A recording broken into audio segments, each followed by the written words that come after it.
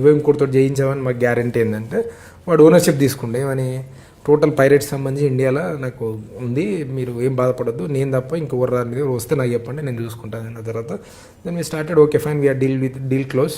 కాకపోతే మేము ఎక్కడికి రాలేము, మాకు రిలీజ్ ఉంది, కంటెంట్ చిన్న మైండ్ గేమ్ ఆడడం షురూ చేసినాం mail communication. You should fly to Hyderabad, we will book the tickets, we will take care of your accommodation and everything. మాకు కూడా సపోర్టివ్గా ఉండండి, ఫ్యూచర్లో నెక్స్ట్ 1 వీక్ కూడా ఏ పైరస్ వచ్చినా you should enable us support ఉండాలని కొట్టాను. వాడు జంప్ కొట్టుకుంటూ వచ్చిండు అడిగి చక్కగా నా ముందుకే వచ్చిండు. నేను మంచిగా ఫార్మల్ డ్రెస్ వేసుకున్నా, రూమ్లో ఉన్నారా. నెక్స్ట్ డే ఫ్లైట్కి ఆయన వచ్చిండు. మనం అప్పటికే ఆయనకు కొన్ని కాశ్మీరీ డిపాజిట్ ఏదో నమ్మకానికి కొద్దిగా డిపాజిట్ చేయించాం. నేను మంచిగా వాళ్ళ ఫార్మల్ డ్రెస్ వేసుకొని ఆర్కా మీడియా ఐడియా వేసుకొని పిఆర్ మేనేజర్లకి ఇంట్రడ్యూస్ చేసుకున్నాను. మదన్ అనే పేరు చెప్పాను, నేను PR manager for Arka Media అనే తర్వాత కూర్చుని పెట్టిన ఒక రూమ్లో. Then started communication. ఆయన అనుకుంటాడు కమ్యూనికేషన్ అని, నేను చేసే పని ఏంది అక్కడ తోవడం.